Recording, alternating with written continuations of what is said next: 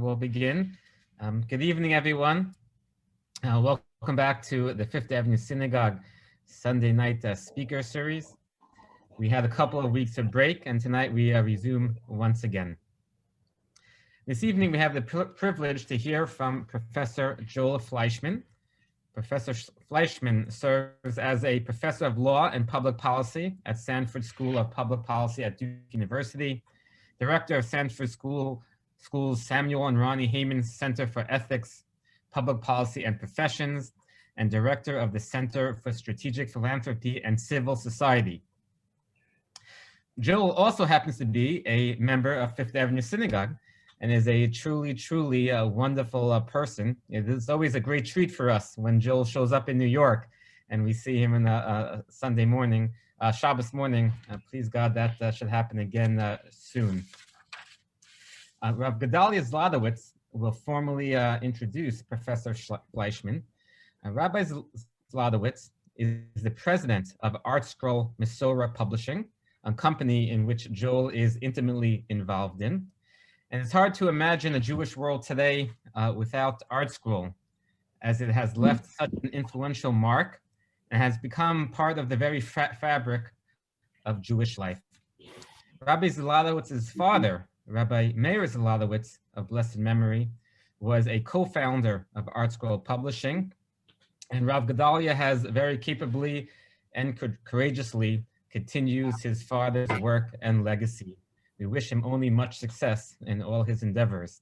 It's a very appropriate week to host Rabbi Zlotowitz, because I believe that the very first ArtScroll book ever to be published happened to have been a commentary on the book of Esther in preparation of Purim. So it must be the anniversary. What anniversary is it, Rav Gedalia? It's now 45 years. 45 years this week, right? Or 1976. Right, around this time, 45 years ago, is when the first ArtScroll book came out. It's a great honor to host Rabbi Zlotowitz and to allow him to formally introduce our dear friend, Professor Joel Fleishman. Thank you very much, Rabbi. This is truly an honor for me, as Professor Joel Fleishman is a dear friend to me personally, to ArtScroll, and really to the Jewish world by extension. It's apropos that this is going on now during the time of the weekly Torah portion when we speak about the building of the tabernacle of the Mishkan. We know that the holiest object in the Mishkan was the Ark, the Aron. The Aron, the Ark, represents Torah and Torah learning. But what's interesting about the Ark is that the Torah tells us that after the Ark was made, you have to take poles, golden poles, and you put them into the side of the Ark, what held the Ark, and they had to stay there forever. They can never be removed. Now, we would think that the poles were only there in order to carry the Ark around. Why would they have to stay there even when they're placed in the Holy of Holies, both in the tabernacle and then in the Beit HaMikdash? And the commentators tell us that the poles of the Ark represent those who support Torah learning and those who make Torah learning possible. And how appropriate it is then to use this as an introduction to my dear friend Joel Fleishman. Joel is responsible for tens and hundreds of thousands of hours of Torah learning. Most people, when you approach them and ask them to do something, they're readily available to help. But there are very few people in the world that are looking for ways to help others, even when they're not called upon. Around 40 years ago, when Mr. Fleischman saw that the only way ArtScroll would survive and thrive is with a non-for-profit foundation, he, on his own initiative, reached out to my father of blessed memory and said, Rabbi Zlotowitz, I want to help you. You can't survive the way you're doing this. And although my father was skeptical at first, he welcomed Joel with open arms. And it's because of Joel that the Mesorah Heritage Foundation was created. And through that creation, it's why we have today the Shamsin edition of the Talmud and so many other wonderful Torah works and works on prayer. So really, Am Yisrael owes a debt of gratitude to Professor Joel Fleishman for what he has done, and he's responsible for so much Torah learning in the world.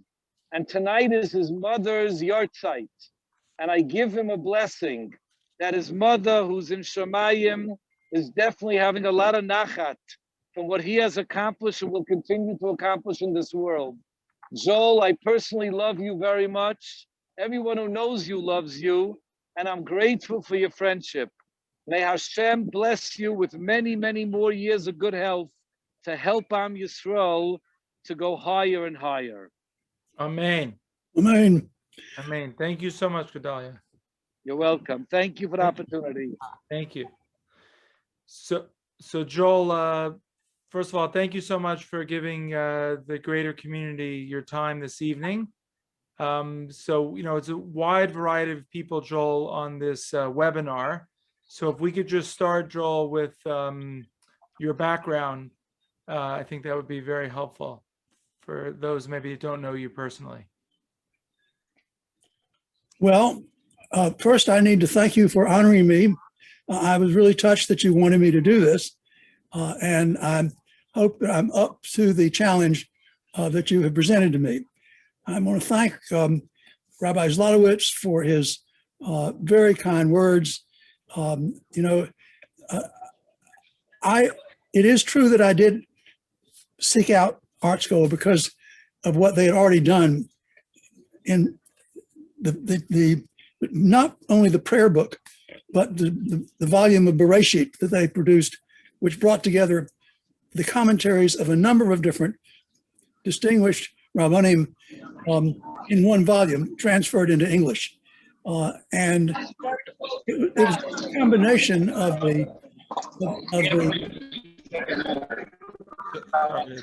what is all that? It was the combination of those things that brought me to art school, and it led me to see if there's any way I could be helpful. Of course, we all know that the idea of art school was Rabbi Meir Zlotowitz, and Gedalia has picked up very, very expertly and carried forward. And Rabbi Nussin Sherman is the principal editor. All of those people are the ones who made art school. I just happened to be around and help figure out how to help what they wanted to do. So they're the ones that get the credit. I am just a helper, and I'm happy to have had the opportunity to do this. I grew up in North Carolina. I went to Chapel Hill, the University of North Carolina at Chapel Hill for my undergraduate work and my law work, and went to the Yale Law School thereafter, and got another degree in law. And then fate entered the picture by sending me down to work in the campaign for Terry Sanford, who was running for governor of North Carolina. And I went to work in his campaign in the summertime. He got elected to the governorship, and then he persuaded me to. I was at Yale at the time, and he just persuaded me to come down and work for him. Joel, what year was this? He was elected in 1960. I joined his administration as legal assistant to the governor in 1961. Okay. And stayed there for all 4 years, well, 3.5 more years of his being governor, at which point I went back to Yale, and he went about his business as retiring from governor, and then he later got appointed president of Duke. That was in 1969. I was back in New Haven, and he persuaded me to come down and see what I could do to help him figure out how to establish a school to teach people how to be effective in their careers, either in government or in nonprofit organizations. And so after a year of thinking about it, I went back down to Duke and became the founding director of what is now the Sanford School of Public Policy. That was in 1971? 1971, I left Yale, went to Duke, and I've been there ever since. So this is the 50th anniversary of my teaching at Duke. Wow. That's a long tenure. Before we talk about how you got to Fifth Avenue, which is, let's talk about Duke for a little bit. So Duke, what percentage of the student body would you say is Jewish? Was it 50 years ago, and what percentage is Jewish today? I don't have any reliable figures on it. I don't think that Duke does. I think our sense is that there are probably 10% of the students at Duke who are Jewish. It could be more than that. Given the way the students don't volunteer by and large what their religions are, and they're not required to. But I think that we have been at Duke only since Sanford was president. When Sanford took over the presidency of Duke, I think Duke had a quota like every other institution did. But he told me that the first thing he did after he took over being the president of Duke was basically to say there's no more quota, that we're going to admit Jewish students on basis on merit and not on any maximal quota. The number of Jewish students who applied has steadily increased. My guess is there are probably 15% of the students who are Jewish. There's a sizable number of faculty members at Duke who are Jewish as well. But nobody has been able to give me an exact counting for it. It's always in the range between 10 and 15%. So let's talk, because Larry Heyman was telling me some exciting projects that you guys are working on. I don't know if you want to share that tonight, but Jewish life at Duke, where was it when you started 50 years ago, and where is it today? Well, when I started 50 years ago, there was certainly not very much formal Jewish life at Duke. We had a beginning center for Jewish studies that was started by some of the Jewish faculty members, and there was no student center for Jewish life on campus. There was no Hillel, thanks largely to the efforts of Ronnie Heyman and some of her friends whose children came to Duke. Within 5 or 6 years, sometime in the 70s, mid 70s to beginning of the 80s, we did establish a Center for Jewish Life there, which was supported by alumni and with an excellent board, and it's still got a very strong board of Duke alumni and Duke parents. I think that if I remember correctly, Larry Heyman is or was on the board, and Larry's sister, Elizabeth, is, I think, on the board too. I'm not sure, but in any event, it's a fairly sizable board. It's been very successful. The building is very attractive, right in the middle of the Duke campus, and with a very energetic intellectual and social program, in fact. So I'm sorry, it's called the Center for Jewish Studies? It's called the Center for Jewish Life. And is that run like a Hillel, or explain Hillel is part of it? The founders of the Center for Jewish Life decided they did not want it to be only Hillel. And what they ended up doing was creating an entity that incorporates Hillel and cooperates with Hillel, but it's actually not, it is not, the center itself is not part of Israel, though it's of Hillel, but it is affiliated with Hillel, whatever that means. And I'm not sure exactly what it means, but okay, but I'm told there is a Lubavitch starting at absolutely. Duke? Well, we've had.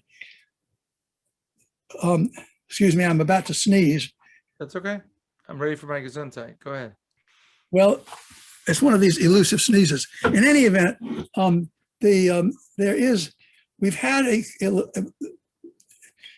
Chapel Hill, Durham, Cary, and Raleigh are three cities or towns within from Raleigh to Chapel Hill is about 30 miles, and there's a Chabad rabbi in Raleigh. There's a Chabad rabbi in Cary, which is about 15 miles closer to Durham, there's a Chabad rabbi in Chapel Hill, which is about 8 miles to the west of Durham, and we now have, within the last 3 years or 4 years, Rabbi Nussin, who is a rabbi, also a Chabad rabbi. So there's a lot of Chabad rabbis, along with the synagogue, big synagogues in Durham, a very big conservative synagogue, a very big Reformed temple, and then smaller institutions in Chapel Hill, and 2 or 3 synagogues in Raleigh. So there's a lot of, and the Jewish community of just Durham and Chapel Hill probably has something like 3,000 families. Wow, that's impressive. So before we leave, so let's talk about, there's a lot of anti-Israel sentiment on the campus. Or are you running into what you run into Ivy League schools, or not really? We don't have as much as the anti-Semitic activities and sentiments at Duke are nowhere near what they are at NYU or Columbia. It's up and down. It's cyclical, and my sense is that we get some of the Muslim students, when we have speakers from Israel and from the Israel government, they'll come and we won't allow them basically to disrupt the efforts. They understand that they've got to maintain decorum and civility. So when President Broadhead came into the presidency, which was now probably 12 years ago, he's no longer president.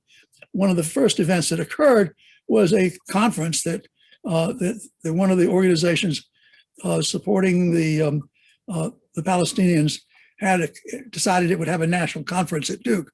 So we were left with a question instantly, well, what should we do about it? And we decided, well, if they're going to have a conference, we're not going to ban them. We're just going to have another conference that's parallel to it, with a number of important speakers speaking on behalf of Israel, as well as speaking on behalf of Jewish issues. Got it. It was very successful. So the net from anyone participating tonight is Duke is a good place for Jewish students. You would recommend it? Absolutely, without question. We get a number. The Duke is eager to recruit Jewish students. We have a steadily.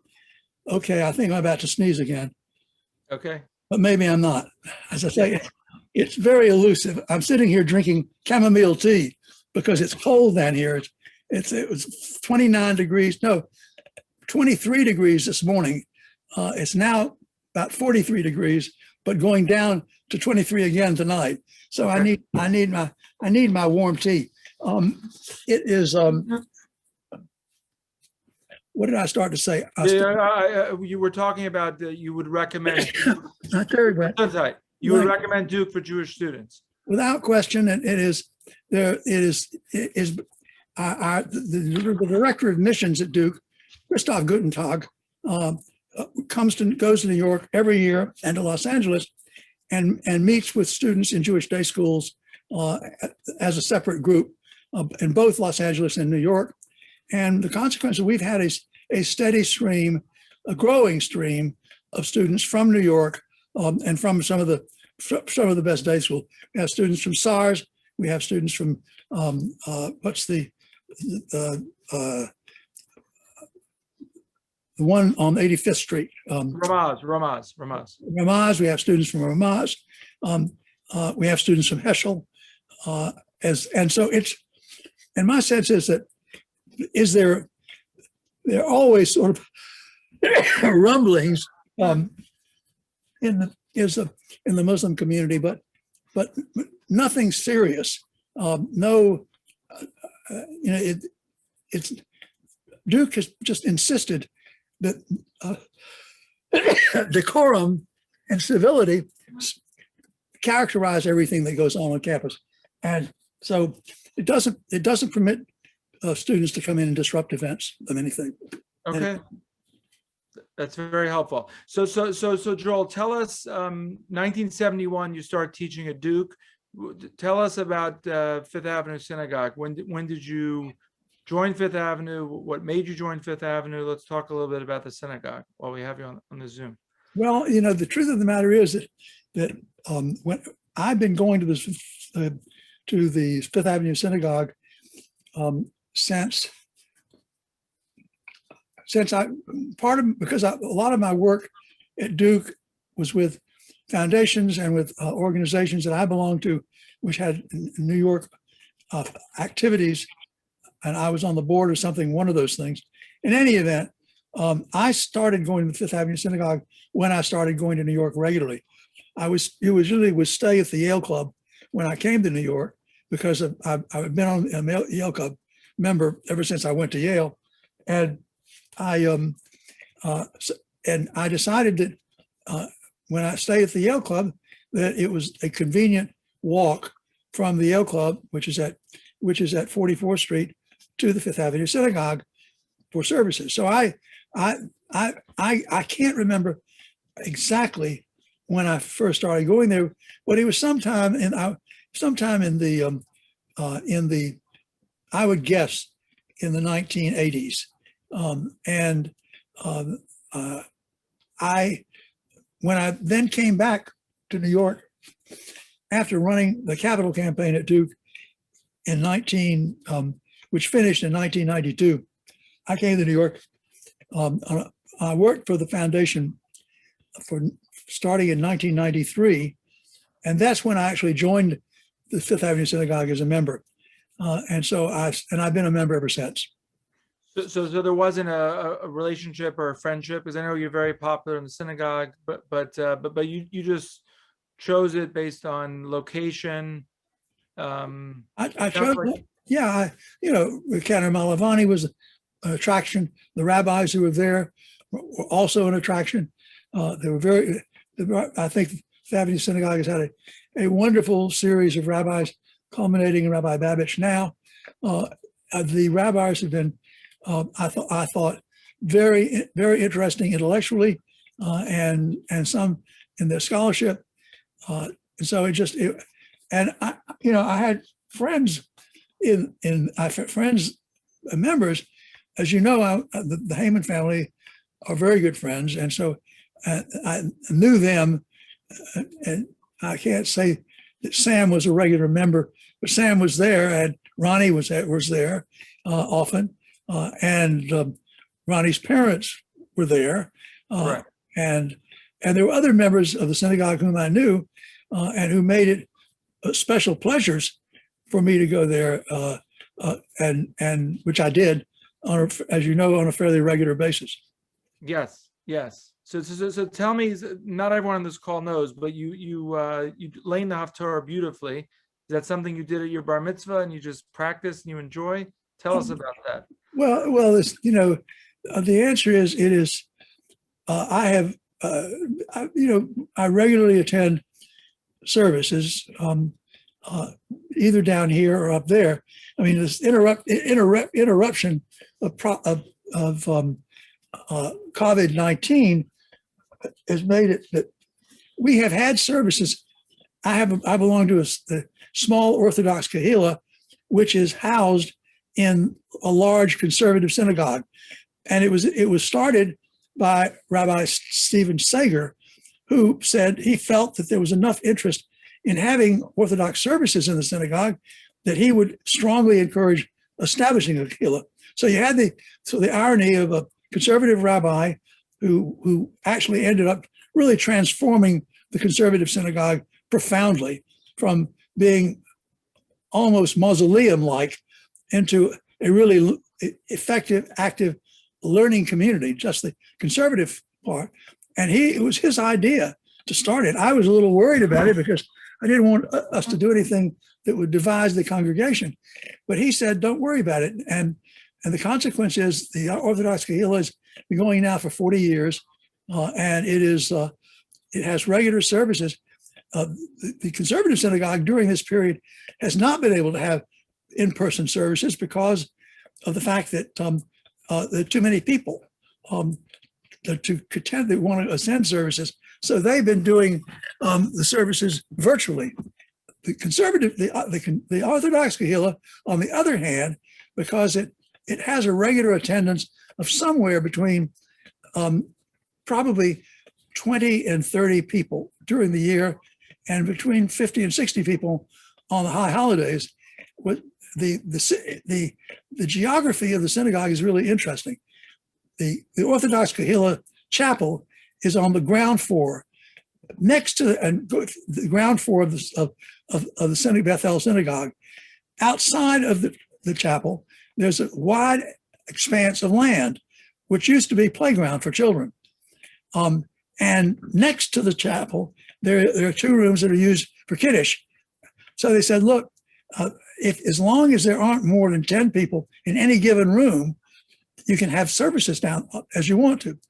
And so during the high holidays, we had services people were sitting outside. We had to put up a big tent and in the synagogue. And on Shabbat, people can sit either outside or they can sit in the synagogue. When I went to services tonight for my yahrzeit, some of the people were sitting inside in the chapel of the synagogue, and some of the people were sitting outside in what used to be the playground. And the door is open. And so we had a good minyan, and we did it legally. Okay. And tomorrow you'll go back for the yahrzeit, hopefully. Tomorrow morning, unfortunately, at 7 o'clock.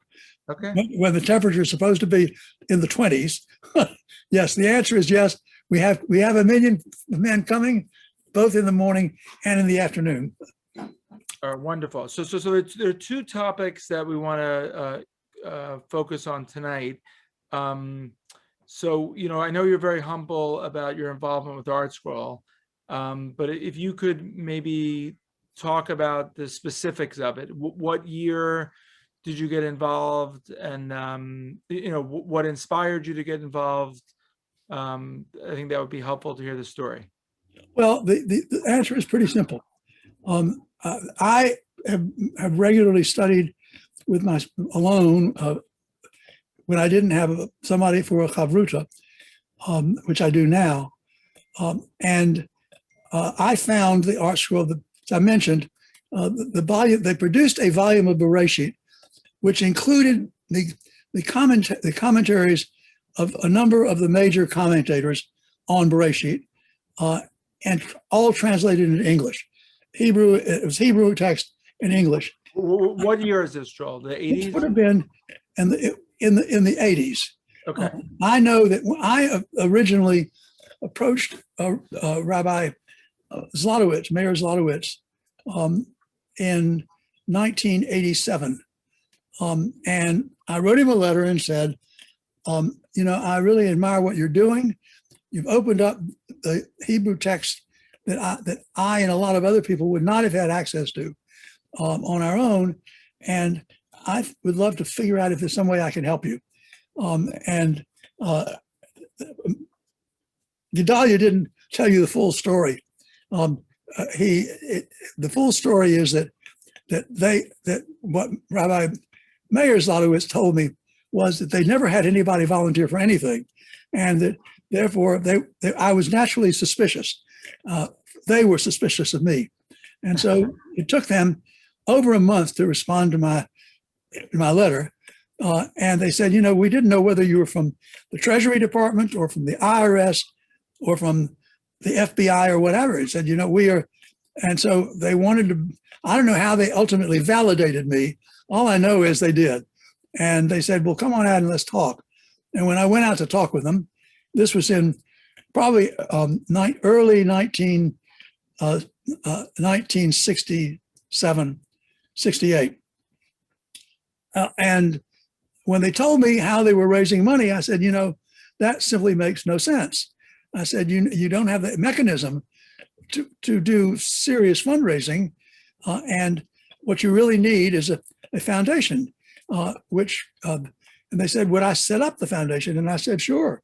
So with the help of some of my Duke colleagues who practice law and do this all the time, we did establish the foundation, got IRS approval of it, and the rest is history, in a sense that it did indeed facilitate the raising of money, because they were in a position to give up. Before that time, they didn't have the capacity to give people a tax deduction for what they were giving, because having to do things on an individual personal basis.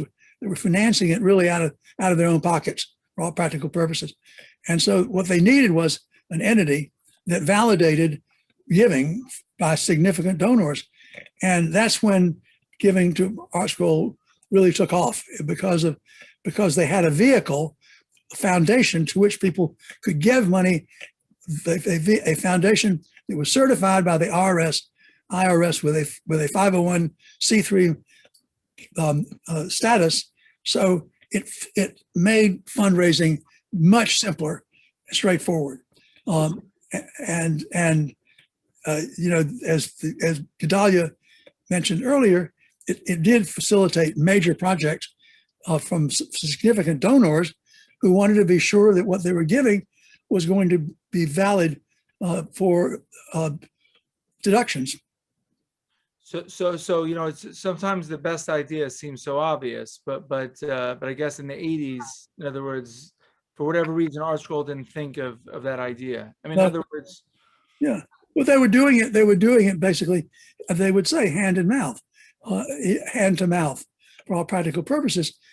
They had a passion for financing the translation of important Jewish texts. You mentioned Esther before as being the first one, but they started small, and they literally financed it out of their own pockets. Wow. And you again were inspired because you appreciated that you had exposure to everything in English. Yes, the absolutely. davening, to the Talmud, etc. Absolutely correct. It's just because I felt that I was not alone, that there were many other people who would like to have access to Hebrew texts, and who didn't have it at that point. And so that was really their mission. It was Hebrew to English from the beginning, but now it's Hebrew to French and to Spanish and to Russian and to and Hebrew to Hebrew, Right. classical Hebrew to Israeli Hebrew. Correct. And we're about to finish the Yerushalmi pretty soon, Right. and all of these are major documents in Jewish culture and religion that have not been available to people who were not had facility in Hebrew. Got it. No, so that's great, Joel. That's a major accomplishment. We study Daf Yomi every morning, and we rely on ArtScroll. So we're all very grateful to you for all that great work. Now, don't thank me. It's all I can say. These are all things that Mayor Zlotowitz wanted to do. But you helped him enable him to do that. I know you're very humble, and you're not going to take the compliment. Yeah. So Joel, you spoke at one of our first Yomians, and I think you spent an hour. I remember when Ira Lippman was alive, on foundations, and so is that your focus at Duke? Is it? Yes.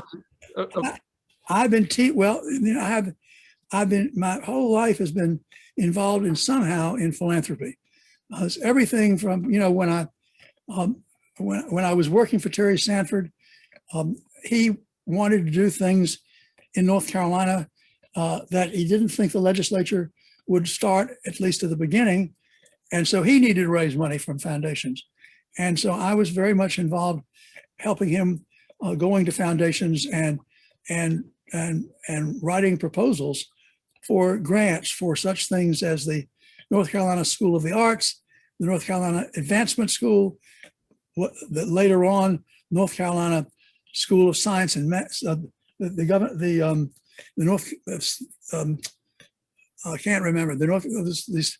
School of the Arts, the Advancement School, and several other initiatives that foundations provided the initial support for, and which basically either different foundations or the state picked up. The School of the Arts is a good example. School of the Arts, no state had started a new School of the Arts when this was done for about 35 years. It was the first state-supported School of the Arts, but it couldn't have been built if the Ford Foundation and some other foundations had not given the pilot money to get it going. And so Terry Sanford had a number of things like that, and I helped work on going with him to foundations and helping him persuade foundations to provide the support. And then that's one example. When he invited me to come to Duke, and I finally agreed to do it, and he said, "Well, I want you to start this institution, is what we'll call an institute for the time being, which ultimately converted about 10 years later into a school. I want you to start it, but I want you to raise the money for it so that we can get it going.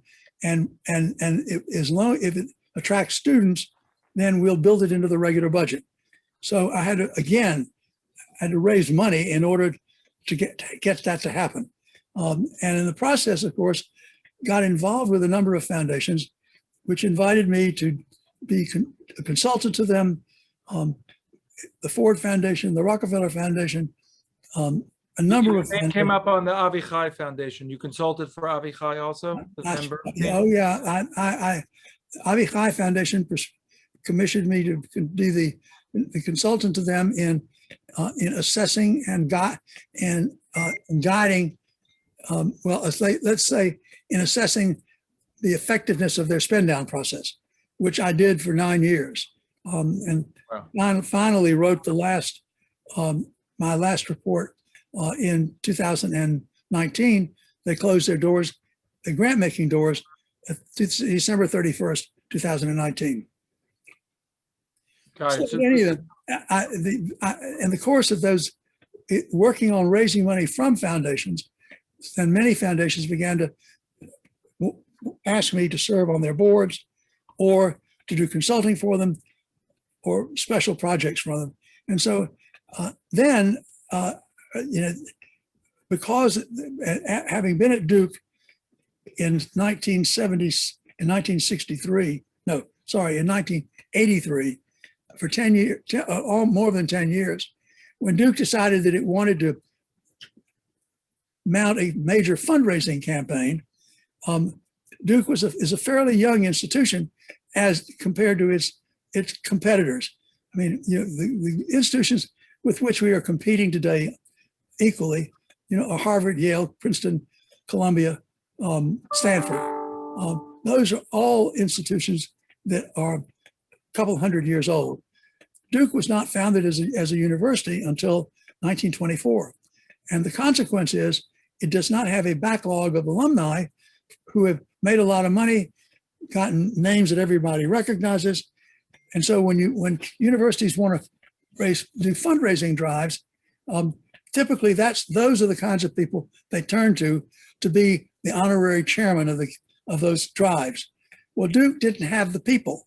We calculated there were probably 5 or 6 people out of the whole universe of Duke alumni who had either the wealth or the celebrity to do something like that. And they said, look, we're not going to, and they tried several of them, none of them wanted to do it. So they said, well, we just changed the model.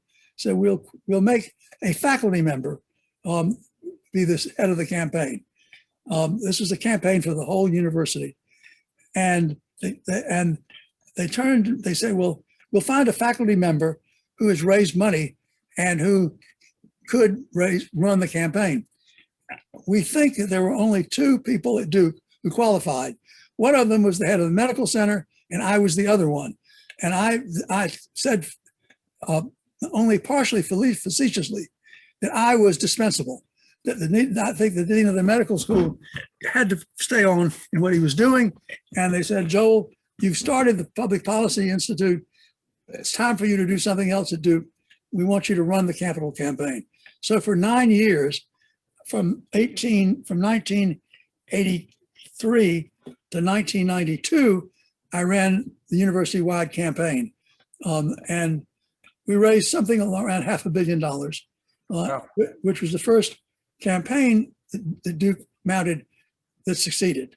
And at that point, I got a call from a headhunter who said, Joel, I have the best job in philanthropy. Would you be interested in joining in it, taking it over? And I said, I'll do it only on one condition. You have to let me continue teaching at Duke. And I said, okay. They said, they would check with their principals and see if that was okay with the principals. If they were to offer me the job, I could continue teaching at Duke. And so they said yes. They liked the idea. This was a foundation called Atlantic Philanthropies, which prided itself on the fact that it did everything anonymously. And so the idea of having a head of the U.S. part of Atlantic Philanthropies who was also teaching part-time was a great cover for what we wanted to do. In any event, so I again picked that. They had me come and do it, and I did that for 10 years, 8 years full-time, 2 years part-time, and then I went back to Duke and I started writing on philanthropy.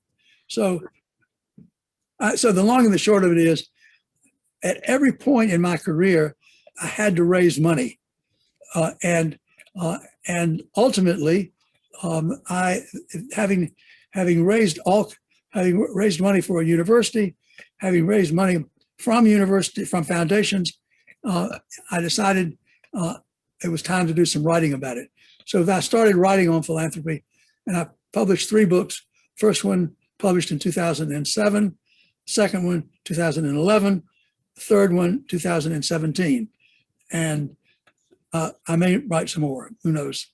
So let's talk about those 3. That was my next question. So the first one you wrote about was how private wealth is changing the world. Is that correct? That was in 2007.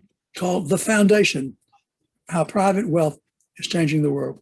So can you, for those of us that haven't read it, can you give us a synopsis? Yeah, I mean, there had been, up until that point, there had not been any books ever written about the achievements of foundations. And the consequence is that there's a small fraction of people in the public who know what foundations are, for that matter. I don't think that's changed, but the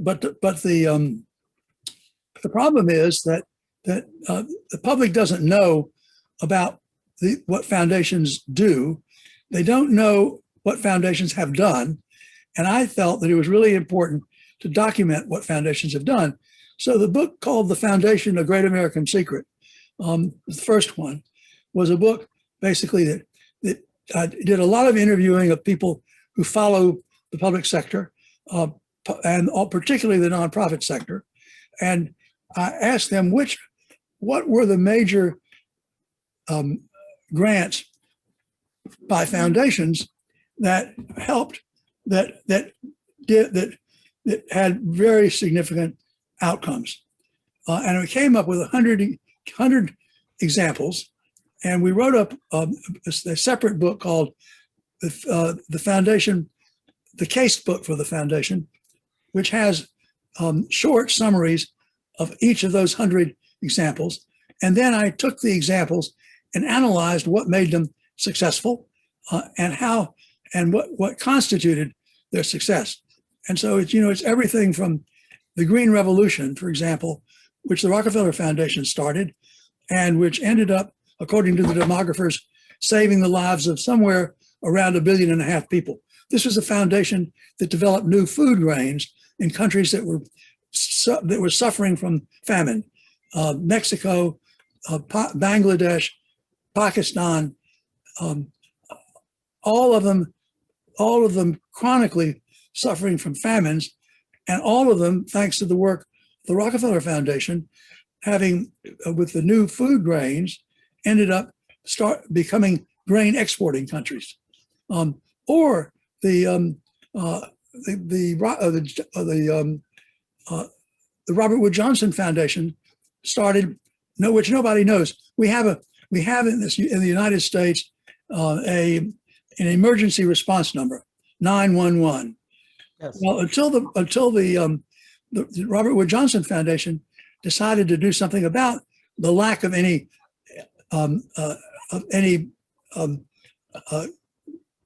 emergency response numbers, they would create it themselves. So they went around the country talking to the emergency responders and discovered that most of the emergency responders locally had never met any of the other emergency responders in the same areas. And so they brought them together. They created a mechanism. They created the 911 emergency response number and turned it over to the federal government to run. So we have now an emergency response number, which has helped create opportunities for people to be saved if they get into serious emergencies, where there's now a number that everybody knows they can call, and everybody is using it. So that's two examples of one of the 100 case examples that are in the casebook for the foundation, and which provided the grist for the analysis that I did in the book called The Foundation. Okay, thanks for sharing that. And then your second book, Give Smart Philanthropy That Gets Results, that came out in March 2011, right? That's correct. So can you give us? Yeah, this is a book that is focused. The target audience of that book are donors, and we broke down the problems facing nonprofits to six specific questions that donors should ask themselves. And it's everything from a simple question: what do I really care about? How do I know whether I'm succeeding? What about overhead? I can't remember all six of them at this point, but in any event, it's a book that was co-authored by Tom Tierney. Tom Tierney was at the time we started had been the worldwide managing partner of Bain and Company, the strategy consultant. The private equity firm, right? The strategy private equity. Well, Bain started a private equity firm, but Bain and Company was set up as a consulting firm, just like McKinsey. They were doing consulting, and then they decided to create a private equity firm. The principals in Bain did. In any event, Tom Tierney was the head of the consulting firm Bain. And after doing that for 8 years, he said, I really think I want to do more directly beneficial to nonprofit organizations. And of course, nonprofit organizations depend on their livelihood mainly from donations, not entirely, but mainly. And he said, came to me and he said, look, would I join him in writing a book that is directed to donors? And I said, sure. Of the three books, that's the one that actually has gotten more attention than either of the other two. It's been a great success. It's still selling very well because it's a practical book giving donors advice about how to maximize the impact of what they're doing. And the latest book you wrote, Joel, was Putting wealth to work. You're putting money to work, philanthropy now, or investing for the future. Correct. That is correct. That was 2017, right? 2017. And that book really is the focus of that book is on the question about whether wealthy individuals should give all their money away during their lifetimes or whether they should create perpetual foundations. And I analyzed the issues on both sides, and I come down to the conclusion that it really depends on what the donor wants to do. That if he's interested in complex problems and solving complex problems that are going to take a while, it makes absolutely no sense for him to spend all of his money in the short run. Example of a problem like global warming. There's no way in the world that all the wealth in the world can actually solve that problem in any short period of time. It's going to be a succession of trials and errors that before you're going to reach a solution. And so that somebody who's passionate about global warming, if they've got enough money, they should leave it in perpetuity. There was a very interesting sort of plaintive plea within the last couple of months by Larry Kramer, who's the president of the Hewlett Foundation, which is one of the two largest donor foundations to trying to solve global warming. And he said, you know, the percentage of foundation grant making going for global warming issues is, I think, I don't remember the exact figure. It's in the single digits. That's a lot. You know, you think about how much money foundations spend each year for one thing or the other. The current figure is something north of $50 billion. And only, let's say, 5% of that is going into global warming. So, you know, the notion that somebody should spend all their money in the short run if they care, if what they really care most about is global warming, doesn't make any sense. The field needs a much larger infusion of wealth in order to do it. And so I make the case in the book that there's some kinds of things that if you think you can solve the problem with the money you've got and you care enough about it, it's perfectly fine to spend all the money you got. But you ought to ask yourself the question about whether, given what your goals are, that's the right thing to do. And so so we went through a period of time, I'd say up until the early 1990s, when there were no Spindown Foundations.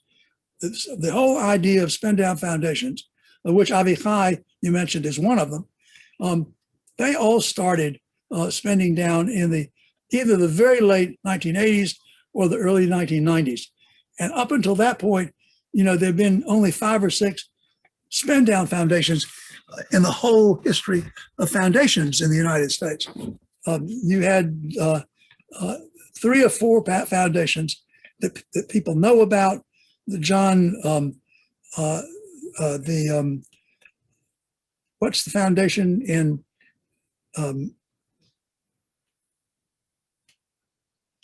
the Rosenwald Foundation? Julius Rosenwald's foundation was a famous Spindown Foundation. I think for the wrong reasons. I mean, but nonetheless, it was a Spindown Foundation.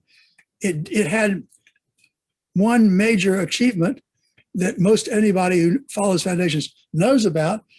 The Rosenwald Foundation built something like 5,000 schools for African-American kids all over the United States, mainly in the South.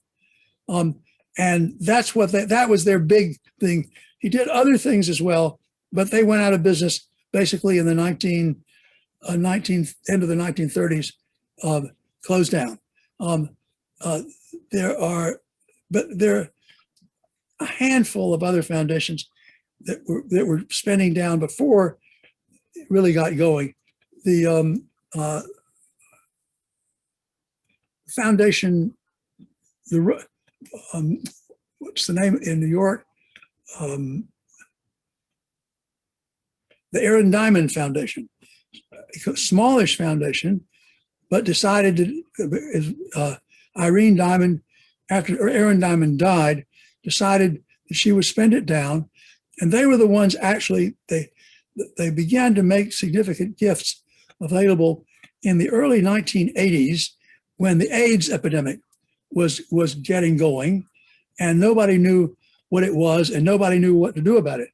And they decided to spend a lot of money, and they created something in New York called the Aaron Diamond AIDS Research Center, jointly with the city of New York.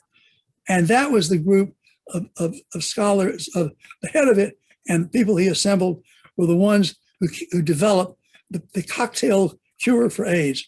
That is the use of multiple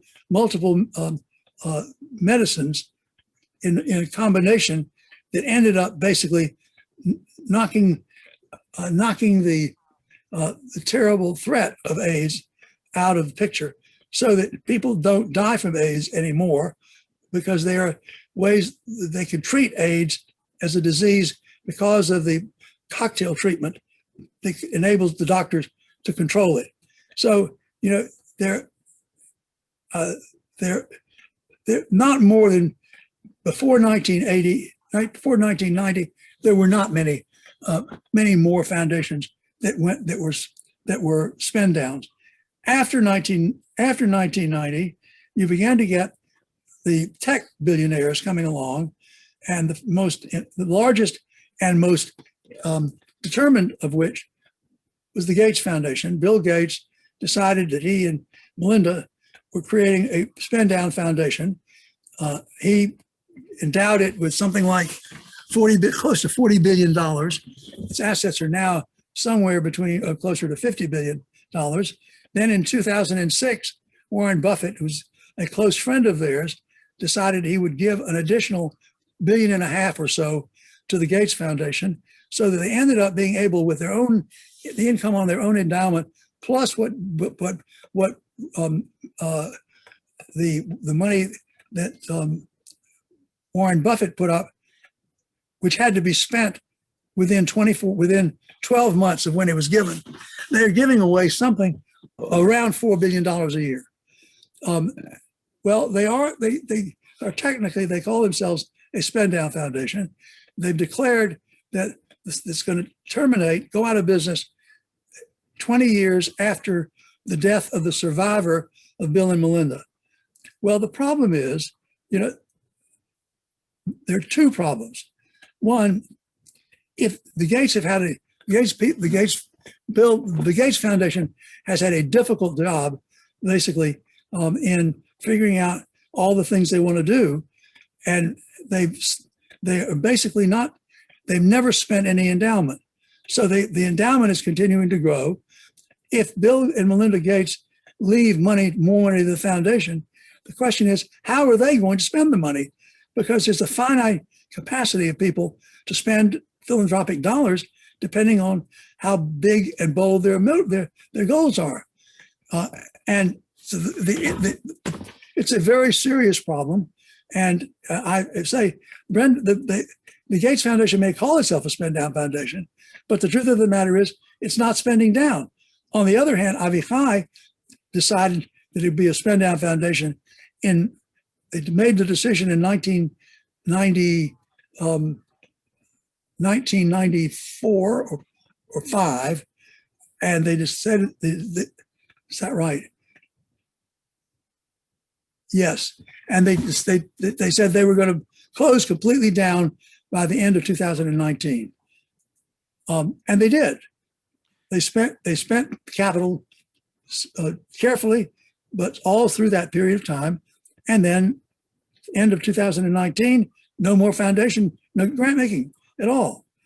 But the Gates Foundation, on the other hand, has never spent any capital.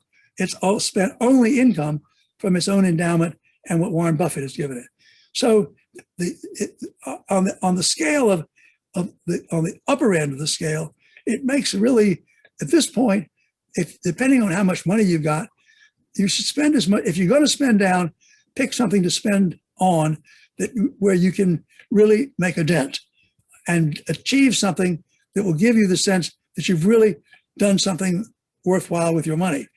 If you can't find something like that, depending on how big the problem is, it's much better to create a foundation that basically tackles individual problems and not try to spend it all down. That's a very complicated answer to the question, but nonetheless, it is a difficult question, and you get lots of different people. Some people decide to close down their foundations because they're tired of doing it.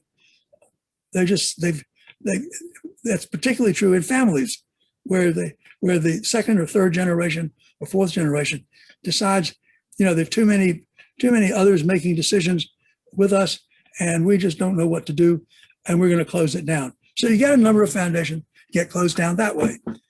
The long and the short of it is, my sense is that the record of the perpetual foundations, most of the foundations in the United States are perpetual foundations. They were set up as perpetual foundations. They are still perpetual foundations. The largest foundations are perpetual foundations, and they've done a wonderful job. Some critics of foundations, I think unwisely, accuse perpetual foundations basically of not doing what their founders wanted them to do when they established them. I don't think there's any truth to that, frankly. I think that the criticism is unfounded, and I've examined every one of the large foundations, and there's no evidence that any of the large foundations has really departed from donor intent. During the early 1970s, when Henry Ford II decided to retire from the board of the Ford Foundation, a number of people said, oh, well, it's because the foundation has departed from the ways of the donor intent, which was absolutely nonsense, because the Ford Foundation, neither Henry Ford, who really generated the money, or Edsel Ford, who was the first president of the Ford Foundation, nobody specified what the goals of the foundation were going to be. So the notion that the Ford Foundation departed from donor intent is absolutely false. It's false, because there were no expressed intentions by the foundation about what he was going to do. And the consequence was that they had to get the board of the foundation. Ford Foundation started operating about 1955, and they had to get the board of the foundation to create a committee to draft the mission of the foundation. So the family did not declare any mission. The mission was determined by the board of the Ford Foundation once it was established and running. And so the notion that there's an inevitability about large foundations going their own way against donor intent or away from donor intent when the donor dies is hogwash, period. I appreciate that. So Joel, because, talk about, there's a big problem in schools, tuition. Are there any foundations that you're aware of that are addressing that? Have you dealt with that? Just with school tuition, Jewish day schools, it's something you hear about all the time in every community. Well, I think the answer is there's some, it's hard to, the Avichai Foundation, if you look at where the money to run Jewish day schools comes from, largely from the families of the kids in the localities. And so, and there are billions of dollars being put up by those families to defray the costs of Jewish day schools. Most of the large foundations in the Jewish world have chosen not to tackle the problem of Jewish day school tuitions. In large part, they've hoped, and there's some evidence that hope might begin to be realized. At least there was during the Trump administration. I don't know what's going to happen with that during the Biden administration, but the truth is that the Avichai Foundation did a lot of work on helping Jewish day schools to function more effectively and to have much better curricula and much better teaching. But they never were willing to. They felt they didn't have enough money actually to provide actual direct support to the Jewish day schools in the forms of grants for tuition or for other general operating expenses. And that's not a crazy decision. I mean, when you think about the costs that are involved in it, it is, I don't want to say an insoluble problem, but it's probably an insoluble problem for Jewish philanthropy, given the small size of Jewish philanthropy as a whole, which raises another question.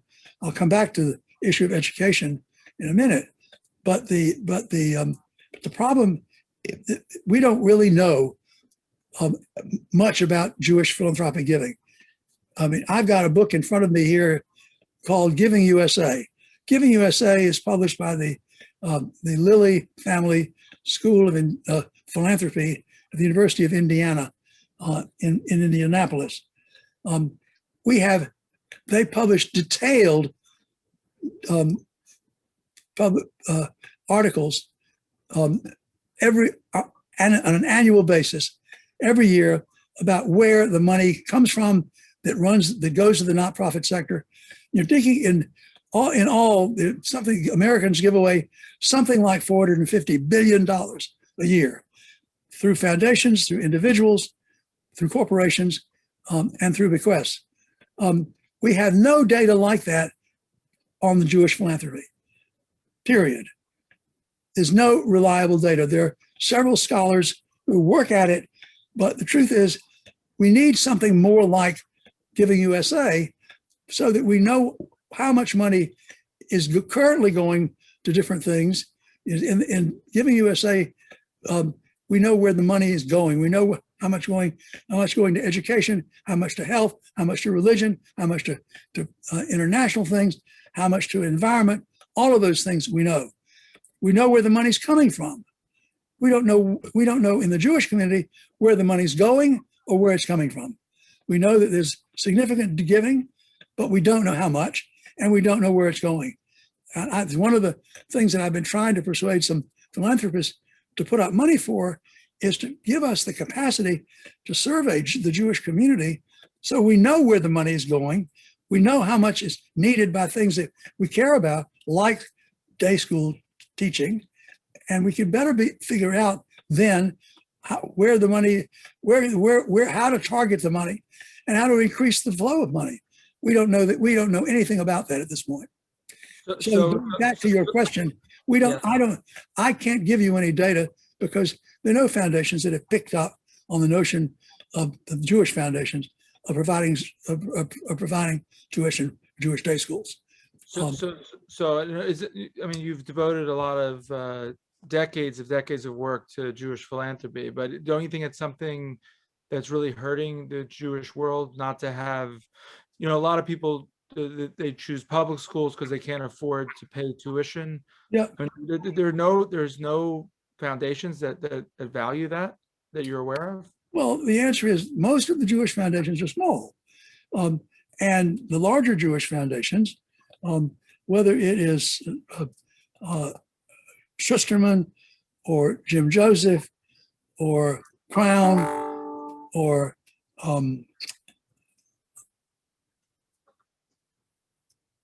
Steinhardt, the truth of the matter is, compared to the world foundations as a whole, it's a small number, and they're small foundations, except for the separate of course, there are foundations being established every year. It's also a problem, that the Jewish community is not supporting Jewish philanthropic causes the way it was 10 or 20 years ago.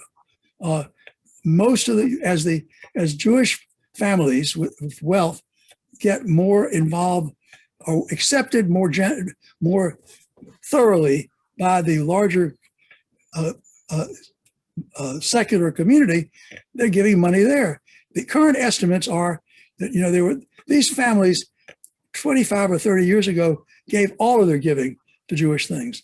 Today, the amount of money, the percentage of money going to Jewish things on average from these families is more like 30% of what they give. And the consequence is that, you look at the number of existing Jewish philanthropies, there was a time when the Schusterman Foundation gave virtually all of its money to Jewish things. And now, because of widening program, change in generations, the Schusterman Foundation is maintaining, I think, a level of something like 50% of its giving to Jewish causes, but the other 50% is not. And so that's a story that's over and over and over again. And we need more foundations that focus on Jewish things, and we need more individual donors doing it, but the money just isn't there to do it. But I go back to the point I made a minute ago.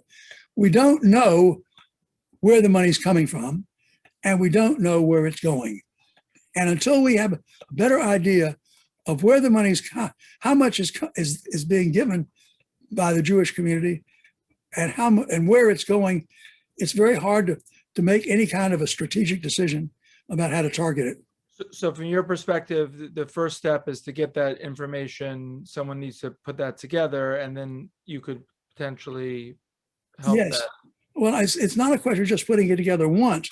the beauty of Giving USA is the figures come out every year.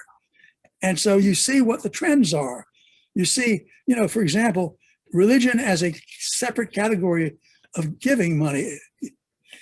As when I first started teaching philanthropy, 50% of the money given by Americans was going for religion. That figure has steadily dropped. I'm talking about all religion has steadily dropped to something closer to 30%. Okay. And but we know that. We also know that, that if you look at where the money is going in education, we know where the money's going. We know how much of it is going to training teachers, training administrators, in some cases, providing scholarships. We know all of those things. We don't know anything about where the money is going in the Jewish world. And therefore, anybody who says, well, I want to know what's going on, I know, and the first question they ask is, well, who's doing what you're asking me to do? And the answer is, well, we really don't know. So you're starting from the situation in which somebody who trying to go about the giving intelligently based on where the real need is and where there are good examples of how you might satisfy those needs, there's no data there.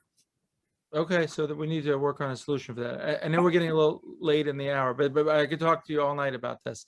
But I'm going to invite the rabbi to come back. I know he has one or two questions. Sure. But I wanted to ask you, can you talk a little bit about you've been on the board of Polo for how many years, Joel? 20 years, and I'm going off this year. You going off? That's it? They're not giving you enough clothing? What happened? No, most corporations like to rotate their directors no longer than 10 years. So okay. I cannot complain about the fact that I've been on. I mean, the truth of the matter is 20 years is a long time. Yes. And I think that the board, I think that we've done a wonderful job basically of refreshing the board with new people being added to the board, absolutely superb choices. I'm happy to go off the board because I think that they need new voices on the board. And so the answer is I've been on the board for 20 years, and my last board meeting, I think, will take place in the one in this coming August. But you enjoyed it. It was different, right? I've enjoyed it, and I've learned an enormous amount from it because what I've learned about I've been on 4 corporate boards in the course of my lifetime, and I've learned a lot about how better to run nonprofit organizations by what I've learned in the corporate board. They typically are far ahead of the nonprofit boards. Okay, Rabbi, go ahead. Sorry, Rabbi. Yes, Joel, thank you so much for your time this evening and for your friendship to our synagogue. Your pleasant demeanor and your wisdom is truly something to be admired. In our community and entire Jewish world, really owes you a debt of gratitude because your assistance in helping ArtScroll grow has opened up Torah study to scores of individuals, both scholars and beginners, and who knows how much Torah learning, how many people have access to Torah learning because of the ability for ArtScroll to grow. Just on one question to you, that was very interesting in the story about ArtScroll that you actually reached out to them to offer assistance and to offer some insight. And then in Jewish law, when it comes to charity, the poskim, the commentary point out that the highest level of charity is not to wait until you're asked to give, but actually to anticipate the need, to analyze the need, and use one's wisdoms, one's analytical abilities to anticipate a potential need that a person has, and then to initiate the offering of assistance. So based on your opinion, and I think we just gave one example about the tuition cost, that's a problem that doesn't seem to be being resolved. Based on your opinion in the broader Jewish world today, what areas of void do you see in which there are opportunities for people who are altruistic and who have the motivation to potentially try to tackle proactively and to make the Jewish world a better place today? Rabbi Babish, I wish I could answer the question, but given what I've said about the lack of any reliable data on what we just don't know enough at this point of what Jewish philanthropy is doing. We don't know enough about what the needs are, and we don't have any sense about what the things are that may be helping to alleviate those needs. And until I don't think anybody can answer the question that you posed. I think if I answered it, it would be just a personal thing. I think, as Jacob said earlier, there obviously is a need for money to support Jewish day schools. But there's not a lot of foundations in the Jewish world that would know how to figure out how to provide the flow of money for general operating support or for tuitions. You look at the large foundations, they typically don't want to do that. And just, it is a drain, so some of them, the Jim Joseph Foundation actually did sort of do something like that in financing efforts to increase the endowments of Jewish day schools but only, I think, in Southern California, if I remember correctly. But that's the only foundation that I know of that has tried to do something like that. When I was working with the Avichai Foundation, we made trips to a number of different cities to try to get people, foundations, wealthy individuals in those cities to provide money for things that Avichai had been doing, but was going to stop doing because it was going out of business.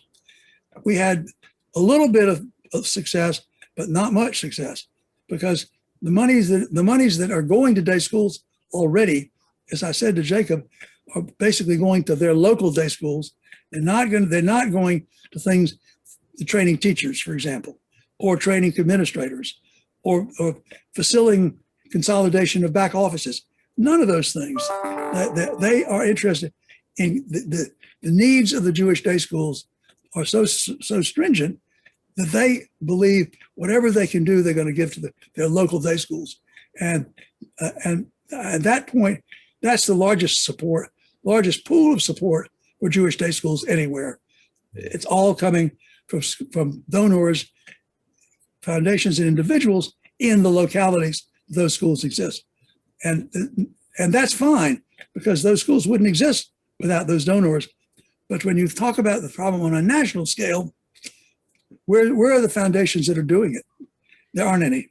And to start up, let's say a similar thing that you did with ArtScroll, to start up a central foundation that helps to alleviate just some of the operation costs of schools around the country, just to be like a feeder. So why can something like that? Why something like that cannot work? For example, GRUS. I know there's a GRUS Foundation does do that a little bit with teachers to help them. There's one central office that sends the money around to the entire country. So why can't one central office be established, and which will help alleviate, let's say, the computer costs of schools or the administrative, at least one aspect of the school operating budget to defray the costs just a little bit? It takes a willing donor. If someone came along in the Jewish community with the resources of Bill Gates, or with, any of the other wealthy individual Jews, it could make a difference. But it all starts. The question really is, who wants to do it, and who of those people who have the means, who wants to do it, and it's a tough problem. Okay, thank you. So Joel, I feel like we're just getting warmed up, but we're way past the hour, and I asked you for an hour, and you were very gracious. So maybe we'll come back in the summer, but I feel like the foundations, there's just a lot more to touch upon.